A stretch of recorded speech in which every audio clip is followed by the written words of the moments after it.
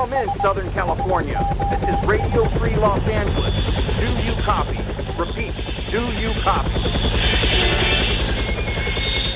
Now transmitting from behind the Iron Curtain in the People's Republic of California, we bring you the voice of free men, free markets, and limited constitutional government.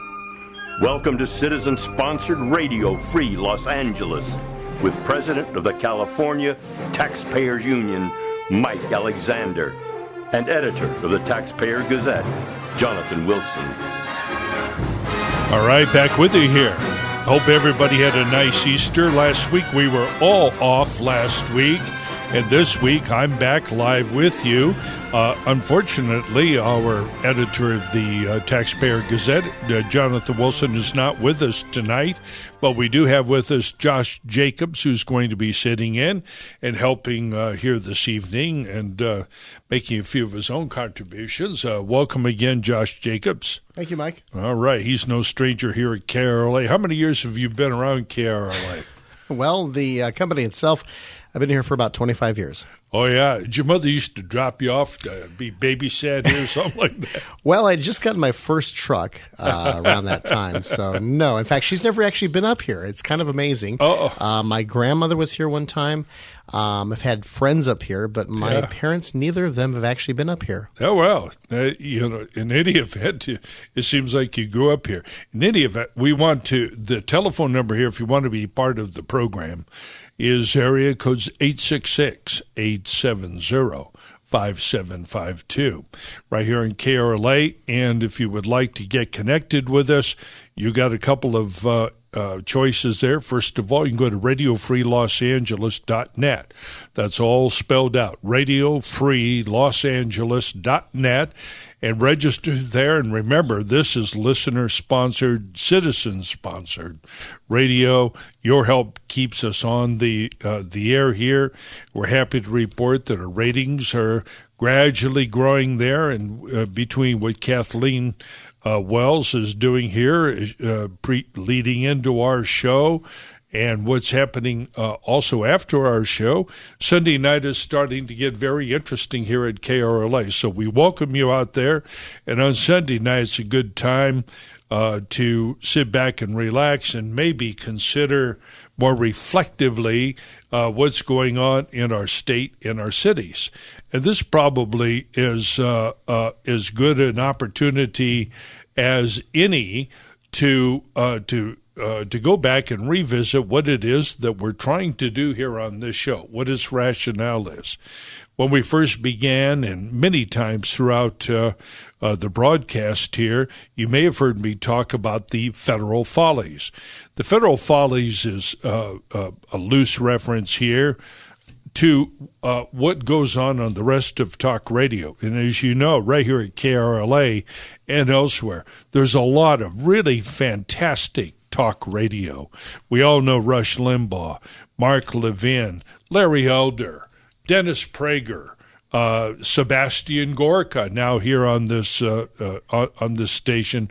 We know the great job that all these people do. Don't forget Sean Hannity, Hugh Hewitt even, a little bit different flavor, but a solid guy. There's lots of people doing it. But what these programs all have in common is that they are nationally based. These are outstanding broadcasting talents who are syndicated. And to make a syndication work, you really have to be able to expand beyond your immediate market. You have to be able to talk about basically national issues that will resonate in Duluth, Minnesota, Poughkeepsie, New York, Bellingham, Washington, and throughout the South. You've got to have something. Our program here, however, focuses on state and local. And the temptation there is to think that somehow we're focusing on something less relevant. Nothing could be further from the case. As I've mentioned many times before, currently the combined federal-state governments, and this is just what they're spending about $8 trillion per year. So we all know about the excesses of the federal government. What we don't know or often realize is that the state and local governments spend another $4 trillion. So out of the $8 trillion, the feds spend $4, and that includes national defense. I mean, you name it, the whole kit and caboodle, Social Security, at least the portion they're actually paying. That's the 8, but that covers $4 trillion. The other $4 trillion is spent by your local city councilman, your local county supervisor, and the thieves up in Sacramento. These are the people that spend the money. And when we talk about federal government, so much of that $4 trillion that is spent by the federal government is sent on down to the states, the counties, and the cities. So a huge part of what we identify as government, a huge part of what we identify as being out of control is right here at the state and local level. And that includes, a big chunk of so-called higher education, all the state universities here in California, the University of California, the community colleges, and, of course, all of the schools. What happens there has a tremendous impact on what we do. Streets and highways are run by these people.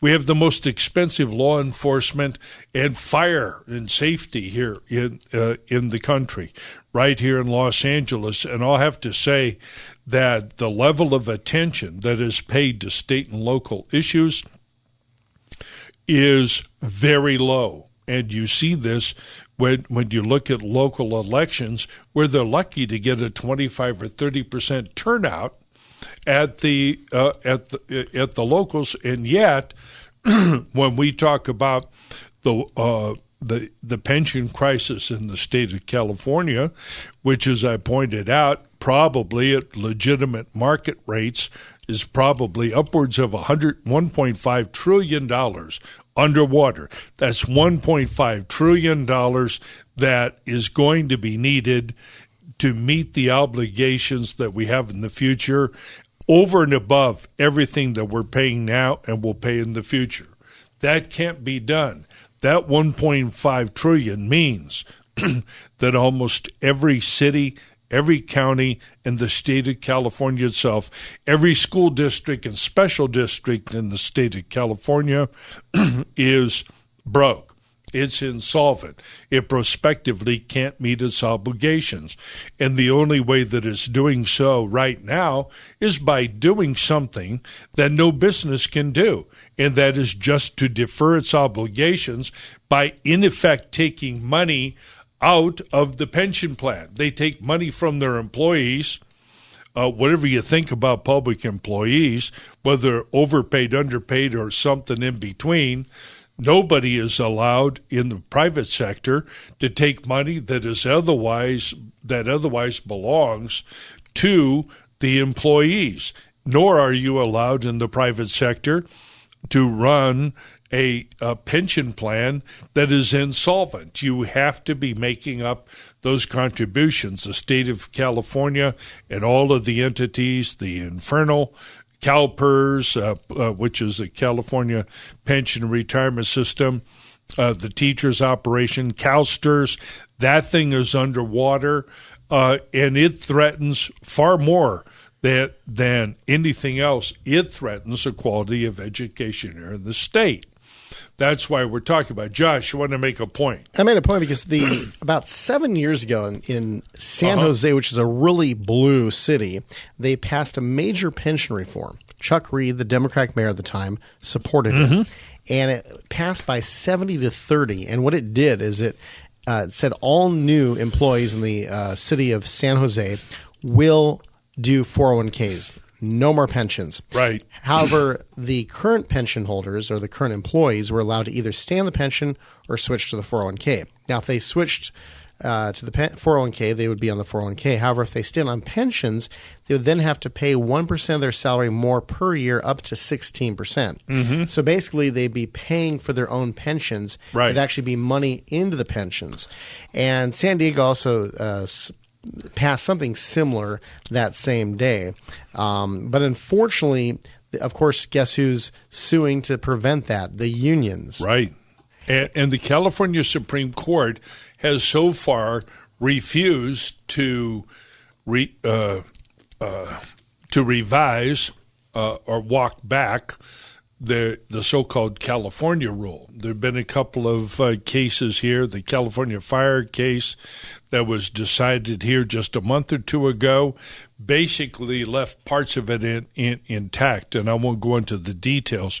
But what I did want to emphasize to all of you out there is that there's a reason why we do this rather than the federal follies.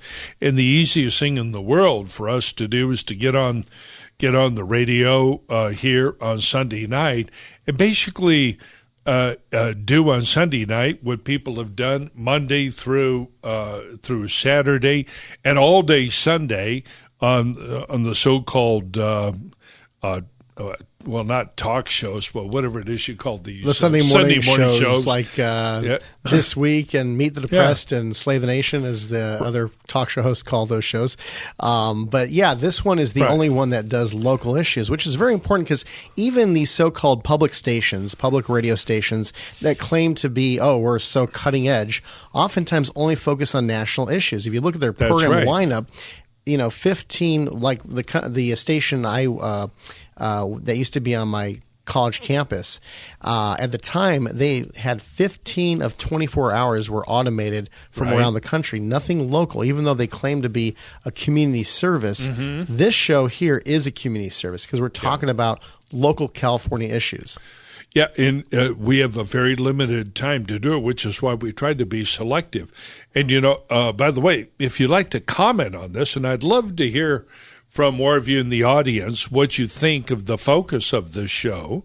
Like any other business, we have to pay attention to our customers, or pretty soon we go out of business. We're not the federal government. We don't get to just steal money from you. Every payday here. So be sure to call us in at 866-870-5752 and let us know what it is that you think about what we're doing. It's extremely important here, and just carry the argument forward a little bit. We've talked about these statistics before, and these are hard to do. Numbers are hard to do on radio. Heck, they're hard to do on TV as well. But let's go to the numbers. They're still fairly current, but let's go to December of 2017, just about a year and a half ago. At that time, there were about 22.3 million total government employees in the United States. Now, of that number, 14.5 million of them, 14.5 million, were employed by the local government. So when we talk about government employees, we're not talking about Washington. They don't have the most government employees by a long shot. Local government does. That's your cities, counties, school districts, and whatnot. The state government has 5 million of them.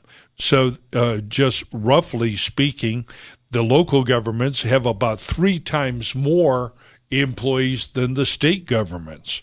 And the federal government has been level for the last couple of years at about 2.8 million.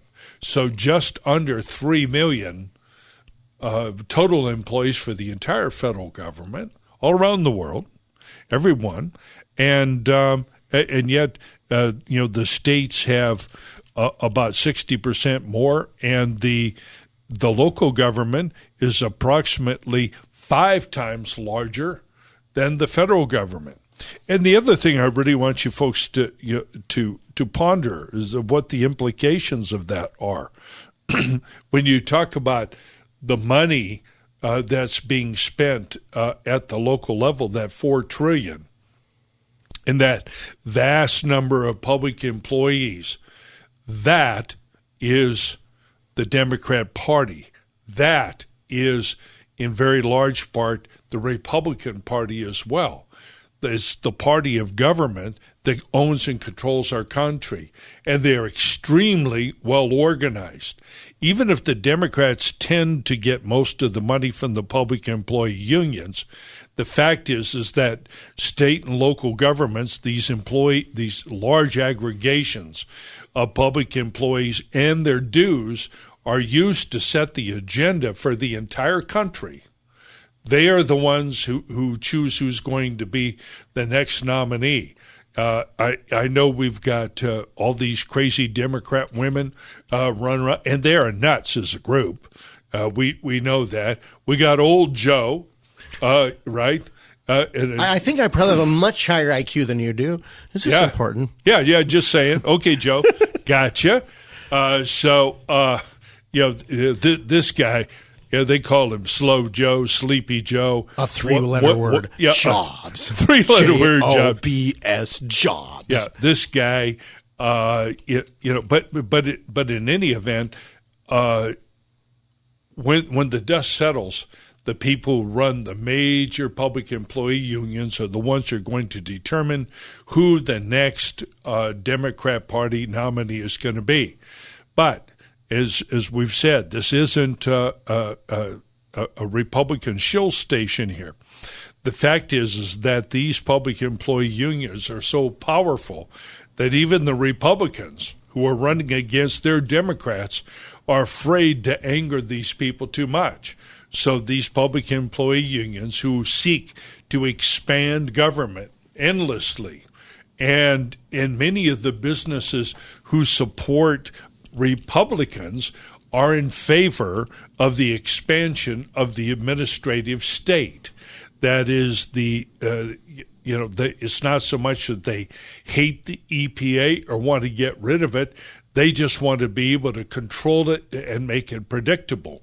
Because for some large businesses, the EPA and the administrative regulations are so difficult and so expensive to comply with that they operate as a barrier to entry for competitors. So if you want to get into the steel business, it's not enough to know how to make steel. You're going to have the ability to comply with all of the very, very expensive and difficult regulations that apply to you and your industry, particularly on air quality, machine safety, and an infinity of other things. Josh. And the EPA doesn't even do its job in protecting the environment. As we saw a couple of years ago, there was this river in Colorado that was polluted thanks to the EPA. They're allowing this pollution to go on, even though they claim all these regulations. And you look at Florida with Ron DeSantis. I know there's a different state, but his opponent in the Republican primary was sponsored by the sugarcane growers. And now DeSantis is going after the sugarcane growers because the sugarcane growers were polluting the waters of Florida. So DeSantis, a Republican, going after the polluting sugarcane growers. So it kind of, gives a new story to, Republicans want dirty air. No, it was the industry that wanted that, not the party necessarily. Well, if we ever needed any evidence that the left lies and the Republican Party, the so-called right, which they are not, are unwilling to confront that lie, a recent go-around with this attempted overthrow of a legitimately elected United States president should be sufficient evidence. We know that they lie. They lie about climate. They lied about the collusion illusion. And at the local level, they tell similar lies. They're not the only ones. These lies are accommodated. They are encouraged. And bear in mind that the reason why Nancy Pelosi can do and say what she does, and the reason why Adam Schiff can do and say what he does and says, is because of the broad, uncritical, nearly unanimous support that he has from public employee unions here in the, I forget if his district is the 28th or 29th Yes, now. 28th district. Yeah, it does make a difference. But here he is, right here. Adam Schiff shame on us all. But he comes from this district. He is the congressman that I believe represents all of Glendale. Well, he claims to, but he lives in Maryland. Yeah, I know. With his physician, his wife, he's got two nice kids. I've seen pictures of them. But the fact is that they're no longer California residents. He just comes out here and runs. That's all. And I remember this was pointed out back during the Colbert challenge when John Colbert challenged him, and a lot of us worked very hard with him back in 2010. We pointed all that out, but of course it has zero effect on the media. And that was the last time that anybody put up a real fight against Adam Schiff. He's had a free ride since then. Yeah, he's had opponents, but not really anybody. Although Johnny Baldanian, his last Republican opponent, did have a bunch of signs throughout Glendale that I did see, but there really wasn't the effort as there was with John Colbert. And even then, even with the tremendous amount of money that Colbert raised, and I'll tell you this, John Colbert, I think his campaign raised and spent upwards of $750,000, and they were promised another $500,000 by the Republican Congressional Committee. Oh, they dangled that out there to get him to run and to stay in and put his own money in, and that money never came. The write-off of California and competitive Republican elections, the problems that we had down here in Orange County did not begin in 2018. They began at least 10 years ago.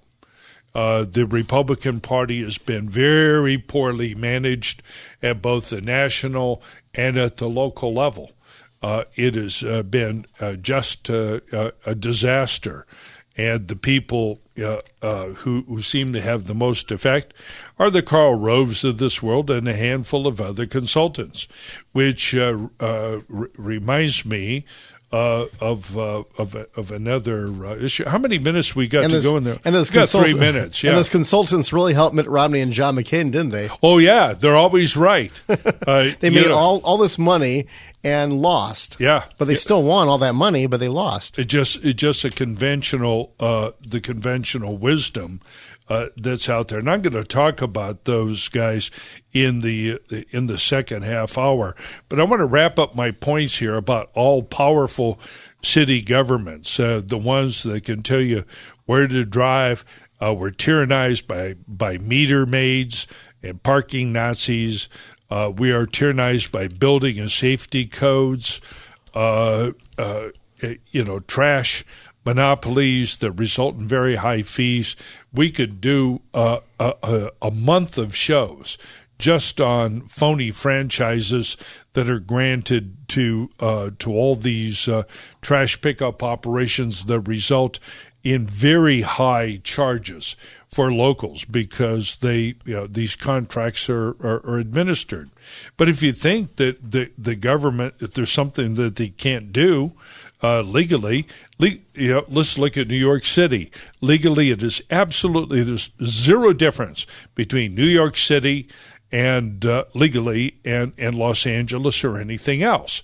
And there in New York, we have this Blasio, this Bill DeCamio. Bill DeCamio, as they call him. Well, this guy has managed to get the city of New York to pass an ordinance or a policy that's going to substantially reduce the purchase of hot dogs and processed meats, right? Yeah. I've got plenty of jokes I could tell you, but we'd get fined by the FCC if we made those jokes. Right. Yeah. So here we have it. Is said the plan will cut purchases of red meat by 50% in city-controlled facilities such as hospitals, schools, and correctional facilities. The new commitment builds off of the Meatless Mondays campaign that was adopted by all New York City schools in 2017. And this was an article linked to, let's see, where's this? Light FM, iHeart.com, whatever. I'd like to give credit. I can't quite see who it is, but they've got a quote from the moron who heads up this is de Blasio. It says here, that's why they demanded meatless Mondays. Saving our planet is about saving their future at the court. But bear in mind that this is a city that has done this, all right?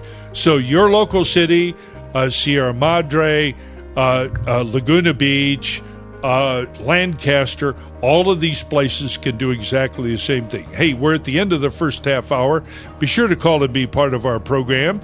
This is Mike Alexander, and sitting in for Jonathan Wilson is Josh Jacobs, back with you after the news break.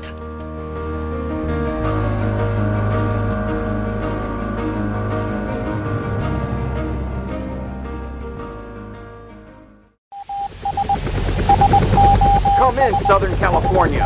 This is Radio Free Los Angeles. Do you copy? Repeat, do you copy? Now transmitting from behind the Iron Curtain in the People's Republic of California, we bring you the voice of free men, free markets, and limited constitutional government. Welcome to citizen-sponsored Radio Free Los Angeles with President of the California Taxpayers Union, Mike Alexander, and editor of the Taxpayer Gazette, Jonathan Wilson. Hey, good evening. Happy Sunday to you. Mike Alexander back with you. Sitting in for Jonathan Wilson is Josh Jacobs, a veteran here at KRLA and a good friend of our group here for many, many years. Welcome back to the second segment here, Josh. Thank you, Mike. All right. So at any rate, our last half hour may have stimulated something. Why don't we lead off with a phone call here? By the way, if you want to be part of the program, our number here is 866-870-5752. And you can also go to radiofreelosangeles.net, get connected with us, give us some love. Remember, this is citizen-sponsored radio. We love you to be part of what we're doing to help keep us on here. It's very important. Let's go now to Brent in Los Angeles. How are you, Brent? About 5,000 RPM. How are you, Mike? What was it that your wife said to you? No, I think unfortunately, I just turned on the radio, and that's all it takes. Oh, yeah? Well, you mean, well, hopefully, I don't know whether I should be wanting to take credit for that or not. No. Well, you give us the facts and information we need, which is essential.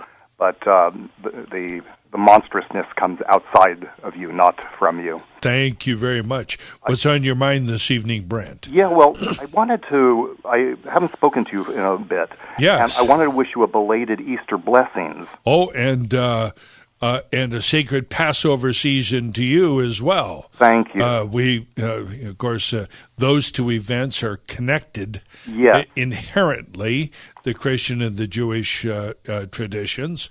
And so I thank you very much. Yes, I've been giving that a lot of thought. Yeah. And if we have time, maybe we can talk about that later. Yeah. But what I had on my mind was just how quickly and slyly and efficiently the monsters of the multinational corporate media are strangling the stories of a week of just earth-shaking stories. The story of the accidental arson of Notre Dame. Yes. The mass murder of 300 Christians in Sri Lanka. And last night's terror attack on Jews in the San Diego area on the last night of Passover. Right. Yeah, Chabad of Poway was the location there. Yes. Right. And so I'm just amazed at how these stories, what you would think, these are earth-shaking, and they're just gone. They come, they go, they spend a few minutes on it, and it's like I was comparing this to the incredible honorarium given to the great Nipsey Hussle last week. Yeah. where There's a great name.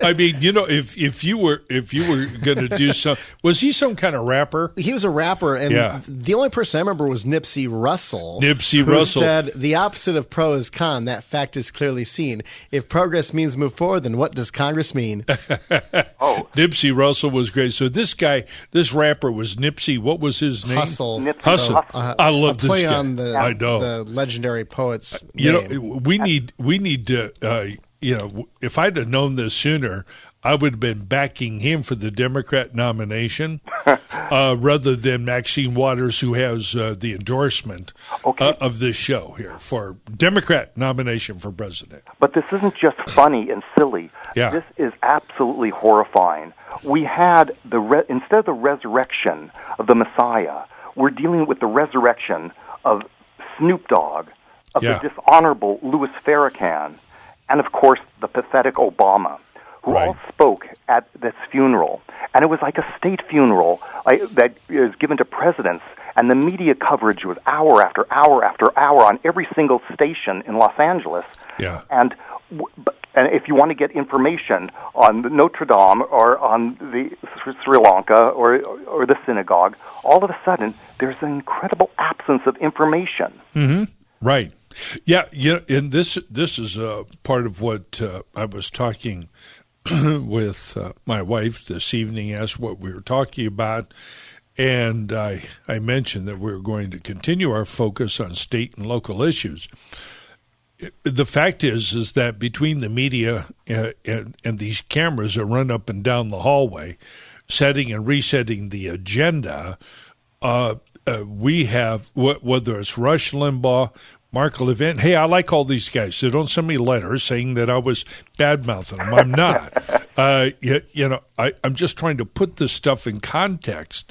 And, in fact, Mark Levin has very much talked about how the left sets the agenda. He doesn't like it any more than I do, so I think he and I share that perspective. Oh, you're an ally. Yeah, but the fact is that this small percentage of the stories dominates at least 80% of our problems. Mm-hmm. Yeah, I would say it's the 80-20 rule, but we're not even talking about 20%. We're talking about faux issues, phony issues, non-issues. Mm-hmm. I mean, a rapper goes down, and now we're going to spend time, discussing this as you characterize it, like it was a state funeral for a rapper. I mean, I don't know anything about this guy and care less, but I do know that he doesn't get a state funeral. And I remember a couple of years ago, there was a situation. We had an LA City Council election night. So rather than focusing on that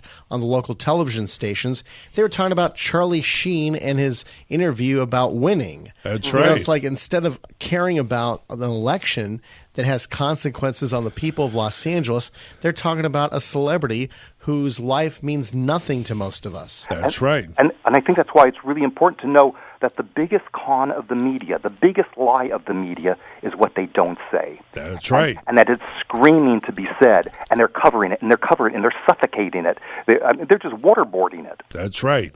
Brent, we're starting to back up. It's so good to hear your voice again. Thanks. I got three more callers here anxious to weigh in.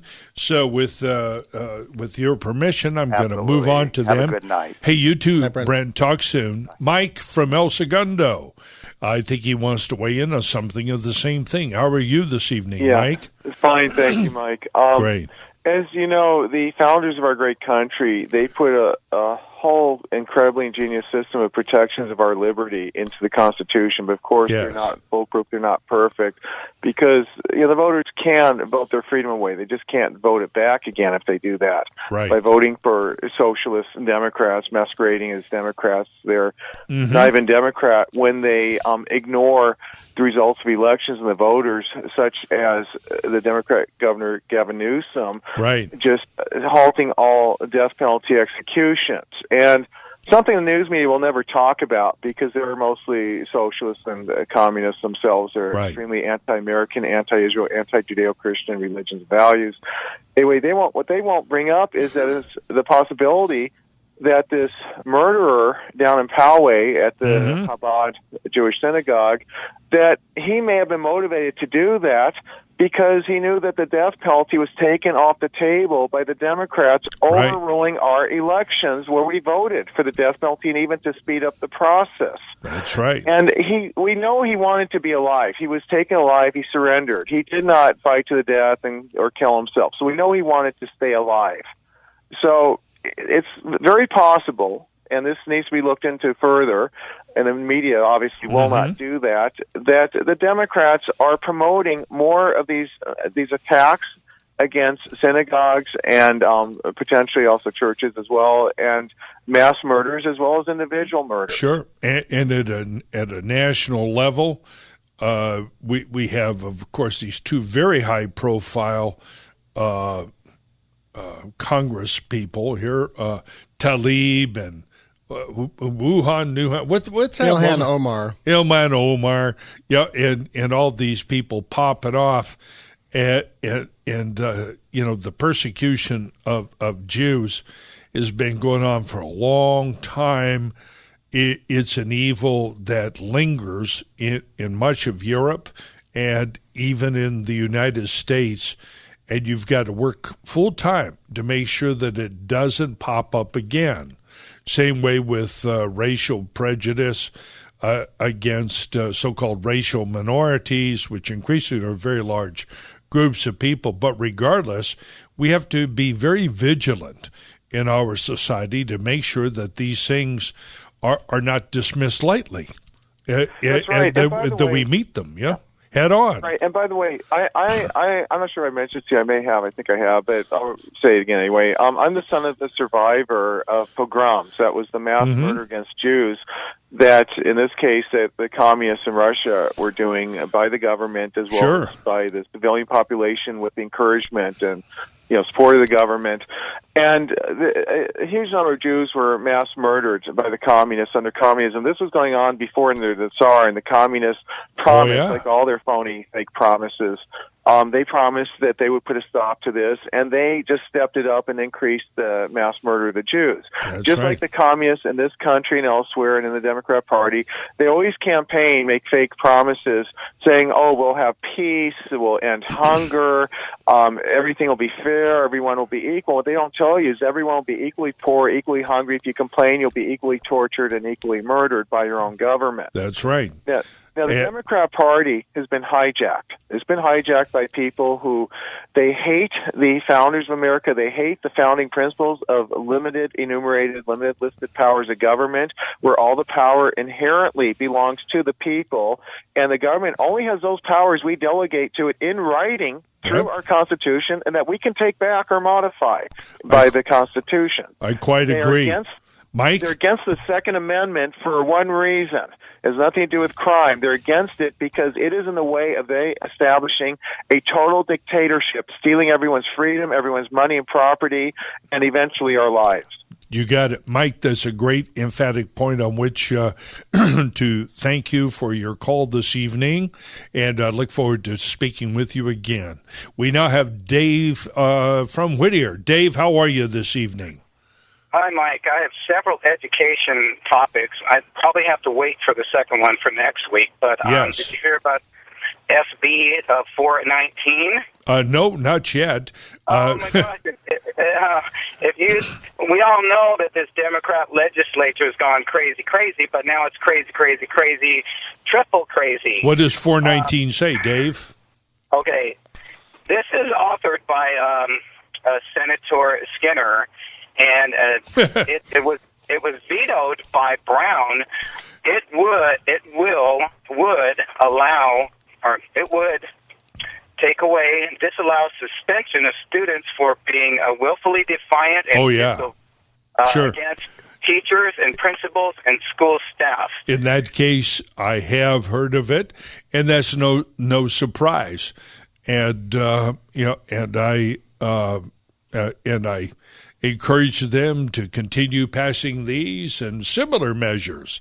It will hasten the demise of the public schools as we know them. And that's why, and Dave, let me tell you this, anybody who is angered by this, who's read it in the newspapers or heard it on the radio, do not, I repeat, do not waste any time calling your school board, calling your assemblyman, or the school janitor. Call and go to schoolchoice2020.org and sign up, because unless and until there are competitive alternatives to the public government schools, unless and until we have competition, they will continue to do this and everything else. And the reason they don't want to throw these kids out is why? Money. M-O-N-E-Y. Daily revenue. Exactly. And as somebody made that point this week when this was revealed, that this is kowtowing. I mean, this is compromise to the crazy degree, and it's unacceptable. So I agree with you. So you got these kids. You got these kids who don't want to be in school, right? And so they sit there. All right, it's 8:00.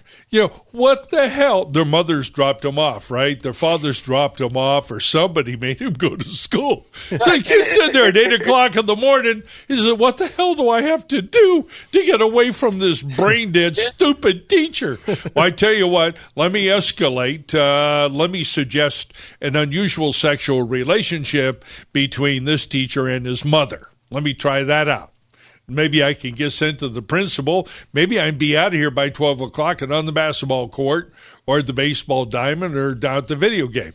And try as he might, this poor guy can't get the hell out of there. They're just going to counsel him. They won't leave him alone. And this is nothing. And this is nothing new as far as public school is concerned. When I was in public school back in the late 70s, we had a student, and he was given all the attention because he was causing mayhem in the classroom.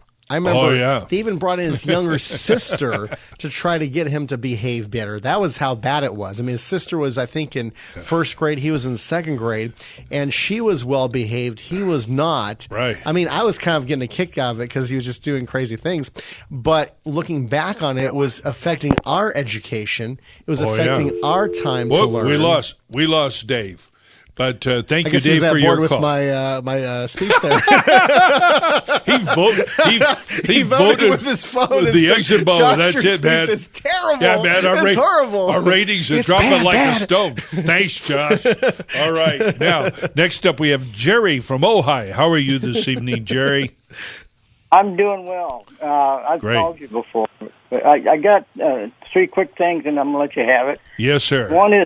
One is how about an electoral college for the state of California for the governor, and then term limits for all public employees and appointments, and elected officials, yes, and then no pensions for elected officials or appointed officials. Yeah, I'm with you there. Jerry, let's start with the electoral college, which is intriguing. What I think that you're proposing is that we would each county would have a vote, and then each of those counties would cast their votes. Then whoever had a majority would win. Something on that order, or you're not talking about assembly districts? Yes. Right. Each county has. That's good, yeah. Now, trying to get that passed, of course, would require a constitutional amendment, and it would be unique in the United States. Frankly, I haven't given it a lot of thought. But let me say this.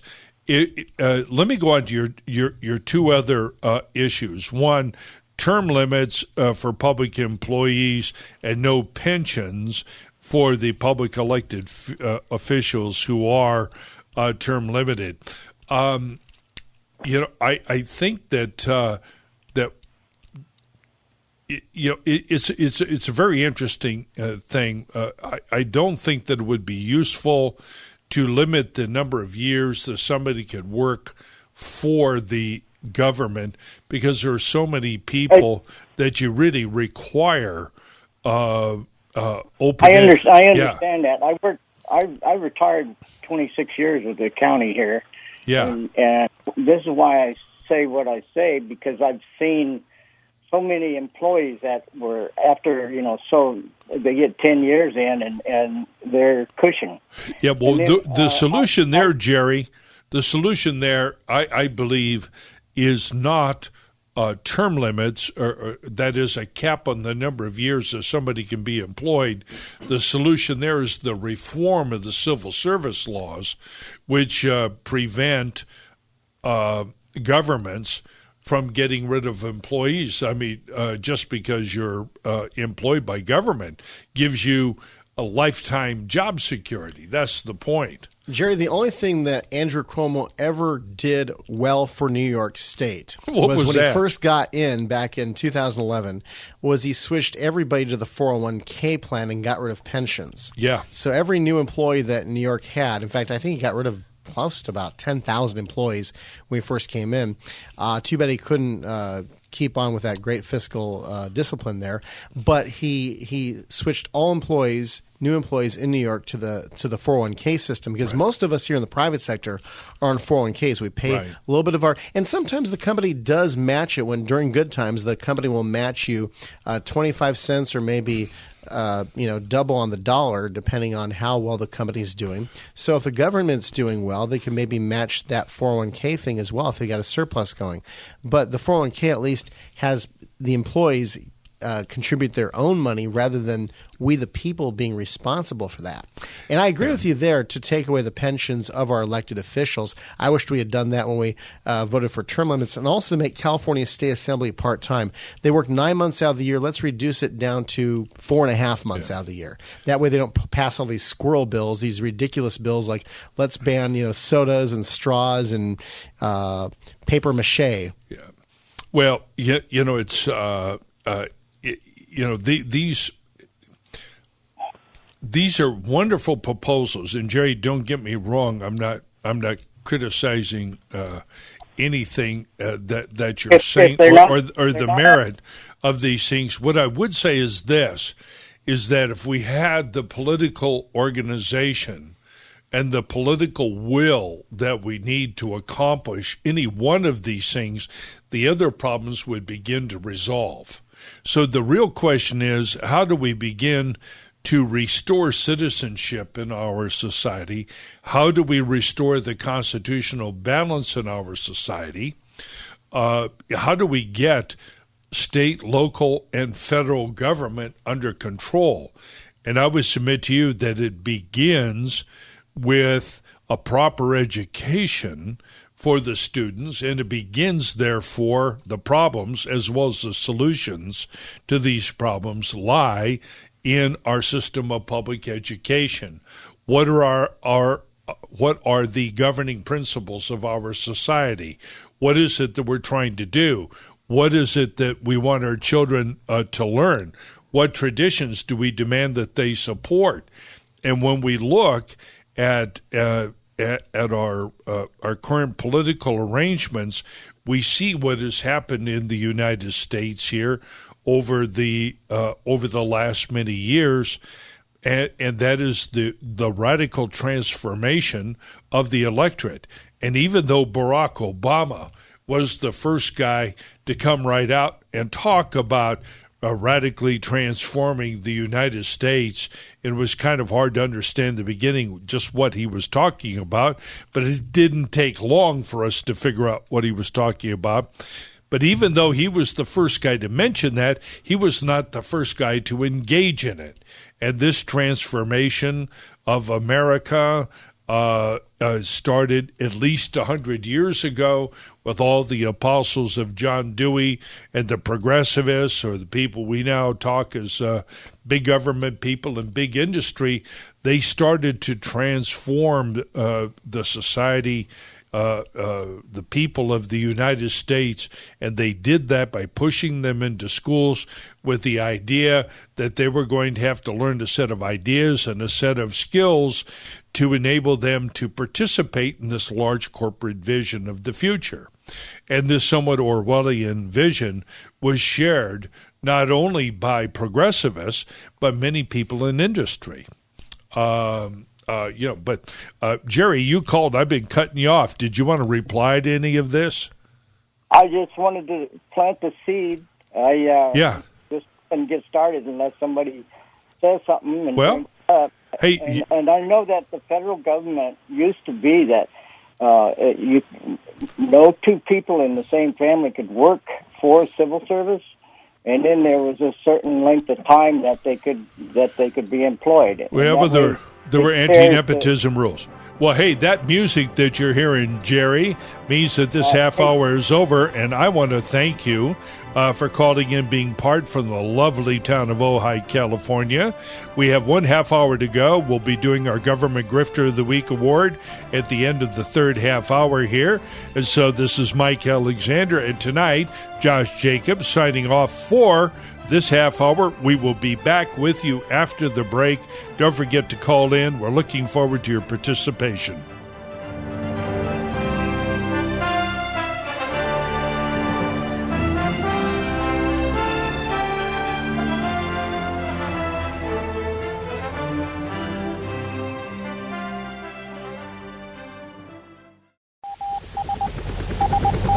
Come in, Southern California. This is Radio Free Los Angeles. Do you copy? Repeat, do you copy? Now transmitting from behind the Iron Curtain in the People's Republic of California, we bring you the voice of free men, free markets, and limited constitutional government. Welcome to citizen-sponsored Radio Free Los Angeles with President of the California Taxpayers Union, Mike Alexander, and editor of the Taxpayer Gazette, Jonathan Wilson.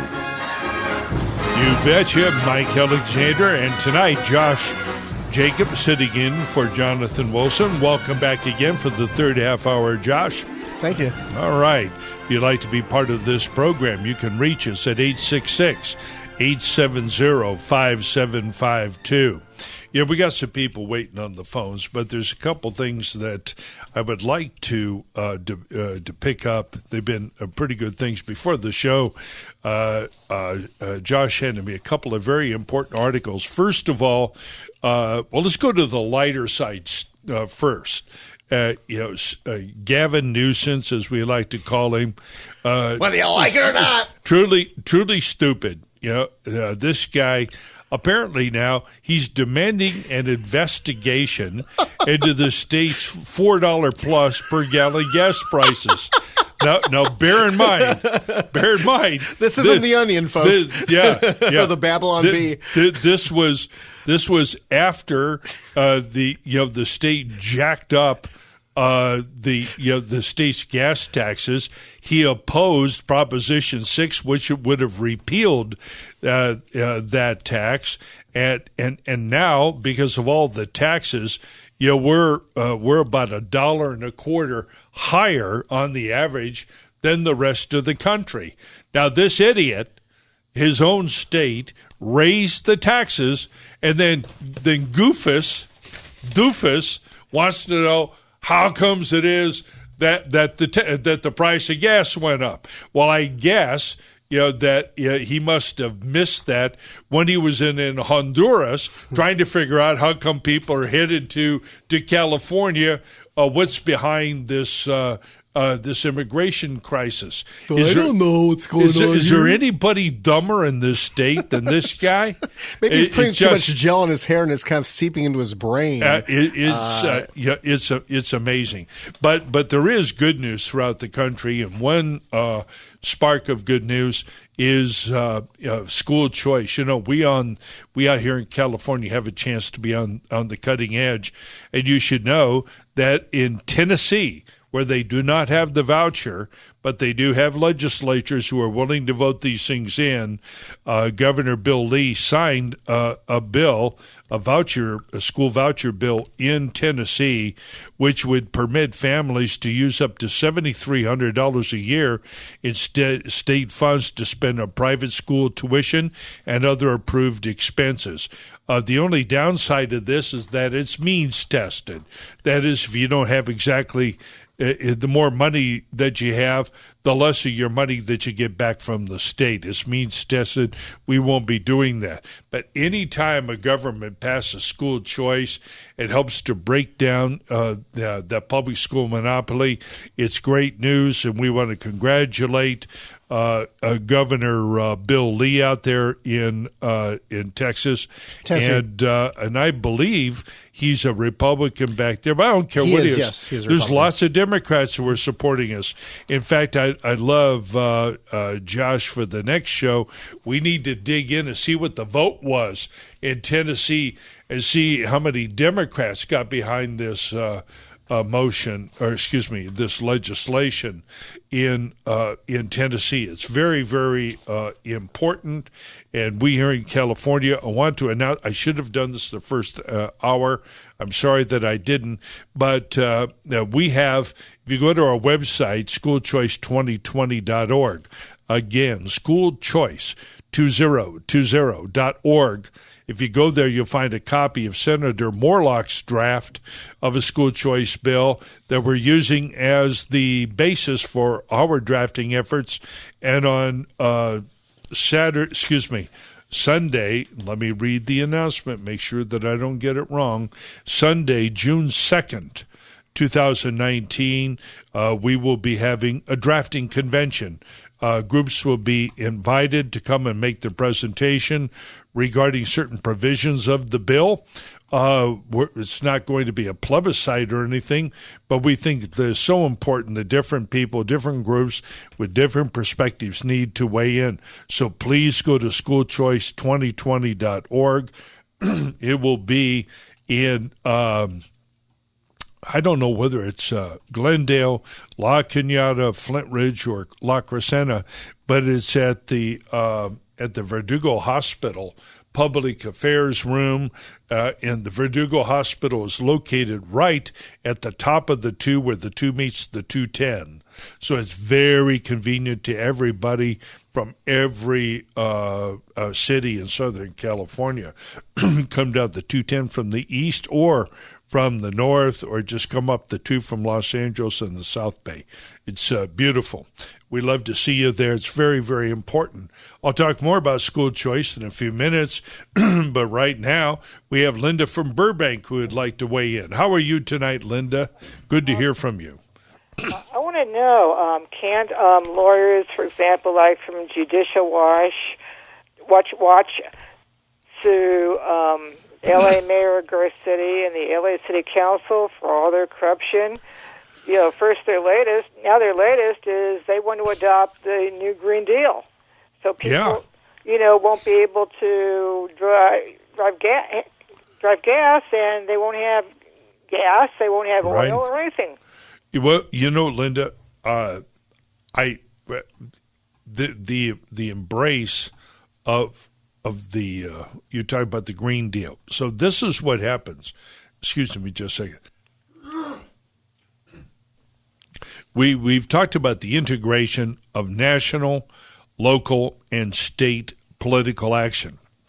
This is a good example of how the left floats a really bad idea out there. But this bad idea gets all kinds of publicity, even to the point where you and I are sitting here on a Sunday night talking about the dumbest thing that the dumbest woman in Congress ever, that would be this Ocasio-Cortez, whatever the hell her name is, this 29-year-old bimbo, she is selected by the left to carry this disease.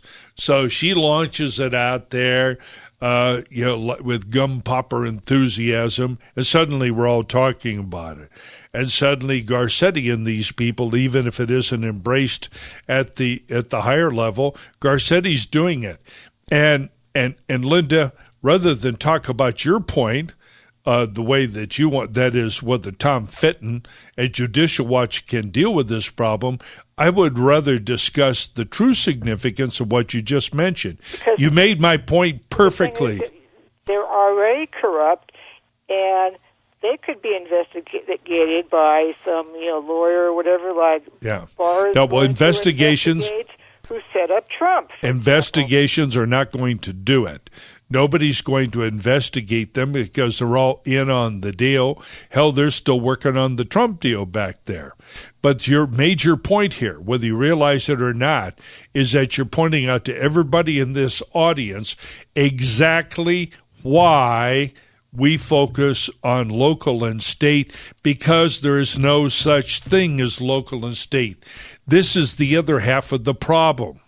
And the problem is we know it.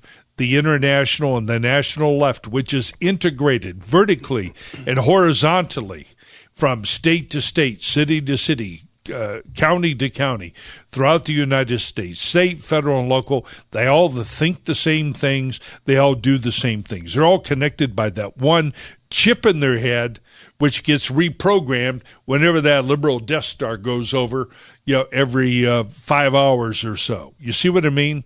That the cities are out of control, and ladies and gentlemen, you ignore these cities or fail to pay attention to them.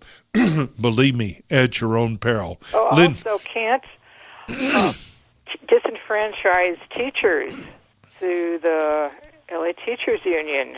Well, we could talk about that. Class action lawsuits. Linda, for example, I know. Call me next week, Linda. Someone who's a teacher. Call me on that one next week, Linda, and we'll pick it up. I want to take one more call here, then I want to get into my, to something a little broader here on this point of school choice and what we're doing. Comment from Andy in Torrance. How are you this evening, Andy? Yes, very well, sir, and I appreciate your show a lot, and I really appreciate the energy you're putting out in informing the public. Thank you. Of how serious the situation is and how our country is in deep, deep danger of the people losing their freedom, their way of life. I just want to say briefly, I'm 71 years old, and I've had a chance to reflect upon where our country has been from the time I was a child to today, and where we've come.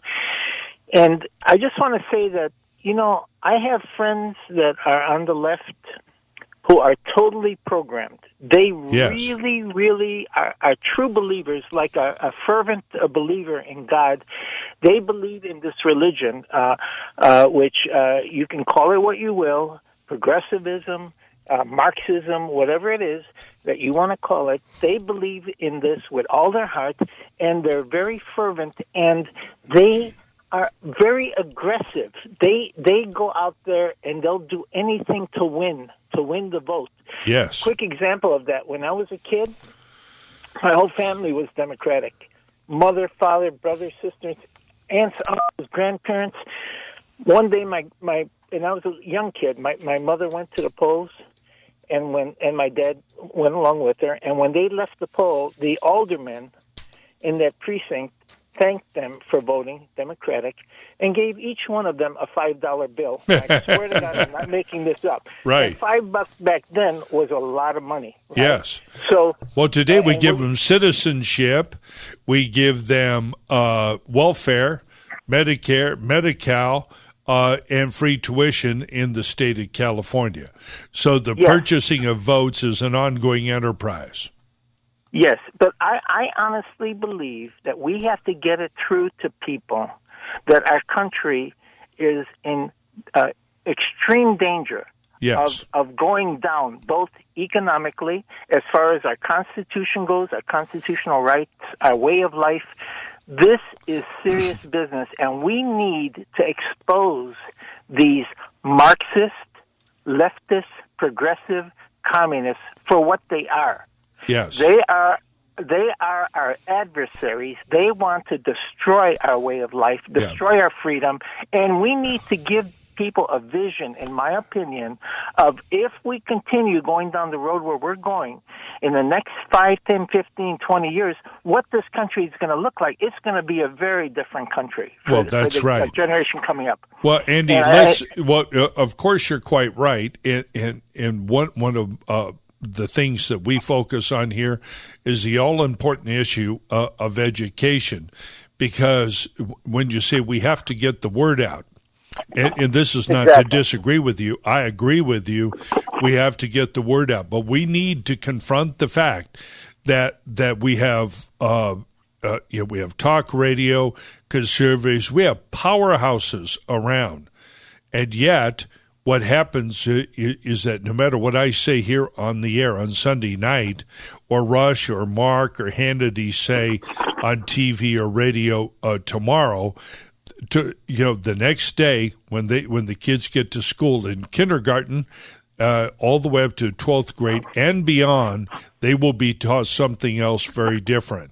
And I'm here to tell you that we cannot begin to even think about taking our country back or getting the word out if we do not first take back our children and take back the money that goes into this political enterprise called government schools. That is why we're having trouble, Andy. You've been yelling and screaming about this most of your adult life. I know you have been. And so have a lot of us. So why does it fall on deaf ears? Well, it falls on deaf ears because these children, these voters, the future generations, are being propagandized as we sit here, and they're doing it with our own money. They're running a political operation. We have to take the kids back first. So that's why I say, and I'm delighted that you help me seg into my major point here, we have to do this. And I'll tell you, if we were teaching basic fundamental constitutional principles, there's another thing that we wouldn't be doing in our country to the extent that we are doing it. We would not be borrowing as much money as we are. Now, what do I mean by that? Well, if we go back to the American Revolution, we know that a core principle of the Revolution was no taxation without representation. And when we look at the Trump so-called tax cuts, and by the way, don't send me letters or faxes or goofy emails. I support Trump. If you listen here, you know that. But we have to take his actions and put him in context. Under Trump, tax rates went down, but taxes didn't go down. Tax revenues are at an all-time high, and so is federal spending. So when we have all these huge deficits where we borrow money, or here in California, when we fail to fund the pensions, what we are doing is taxing an unborn generation that is not represented. Exactly. And we have to focus on this. Not only is it unwise, that'll lead to a disaster, it's fundamentally unfair. And I can tell you this, they're in courts each and every day, every week and every month. There are future generations or beneficiaries of trusts who are in there complaining about the people who receive current income under the trust, say, hey, look, you're taking too much out of it and we need more money down the road. And the court will actually appoint representatives to represent unborn generations, because otherwise, the people who are currently alive and getting money under a trust or a will, of course, get together and agree to screw the unborn. Well, that's what we're doing now. And so it shouldn't be any surprise that if we're willing to kill unborn people, unborn American citizens, called unborn babies, if we're willing to kill them in the womb, taxing them, unborn children who manage to make it out of the womb and make it past the New York or Virginia governor and actually, get something to eat, we're going to tax the hell out of them. You see how all of these things go together, Andy? And it all goes back to this enculturation that is going on in these madrasas, these liberal madrasas that we call public schools. Therefore, School Choice 2020 is not just an important thing. It's not only the most important thing for conservatives and concerned Democrats to be working on.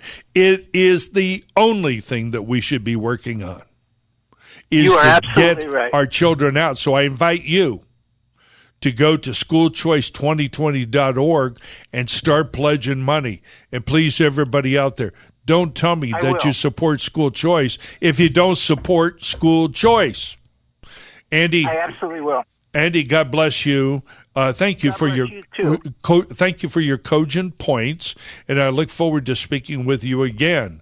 And right now, we're ready to go to music. Maestro, please. We have Juan Tierra from Los Angeles. And now, it's time for the weekly Government Drifter Award with Juan Tierra. All right, what do you have for us tonight, Juan? Well, good evening, Mike. Good evening, Josh. Yes. You were talking about gas prices. Your English is excellent, Juan. You were talking about gas prices. Very briefly, I just spent Easter week in Nevada. Yeah. Where the price of unleaded regular is $3.25 a gallon. Wow. And they don't have any for refineries. Wow. And they don't have any state income tax. They're moving right along. Did you stock up on some when you were there? Well, it's pretty hard doing when you fly. Yeah.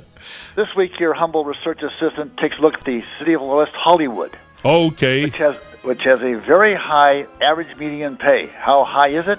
$115,000. Wow. This average is higher than L.A. at $105,000. Yeah, Beverly Hills $104,000. Yeah, even Santa Monica comes at a paltry $90,000. Really? Yeah. That's so West Hollywood is is at least the high cost provider. The question is whether it's high quality. But that's for voters to decide if it's right. 86. Now, for our regular source, Transparent California, the base pay and benefits of many city executives at the top or near the top of those with similar job titles in the entire state. Numero uno, number one. Director of Public Safety. I'll round these numbers off for brevity's sake. Total pay and benefits, $323,000. What? Director of Public Safety? Safety, yes. Highest in the state. Wow. Number two, this is a beauty. Human Services and Rent Stabilization Director. Total pay and benefits, you like that, huh? Total pay and benefits, $316,000.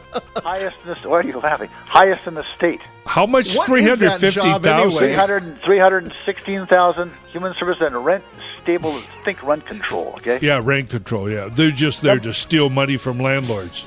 Number three, and this the city manager. It's a big number. Yeah. City mismanager, my favorites. Yes. This person is the second highest paid official in the state with this title. Total pay and benefits, $471,000. 471. And he's only number two in the state.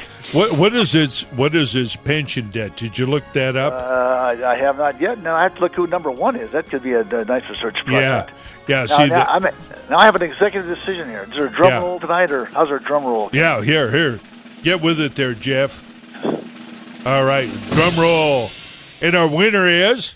Number two. Yeah. I picked number two, even though it's the lowest in terms of money, Director of Human Services and Rent Stabilization. Wow. Why?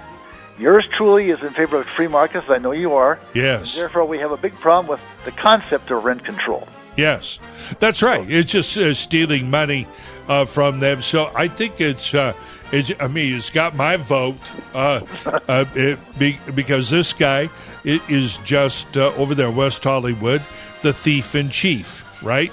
Yep, he's the guy. Rents. Yeah, he's the guy there to keep the lid on rents, to keep them "quote unquote" affordable. In other words, violating the free market, and those are the same people who probably make it very difficult to build apartments in West Hollywood. So if you restrict supply, or if the neighboring city like Los Angeles restricts supply, or if the neighboring cities restrict supply, then rents go up. Well, when rents go up because of government action in restricting access to property or making it too expensive through regulations or set-asides to build property, then they're like this stupid Gavin Newsom.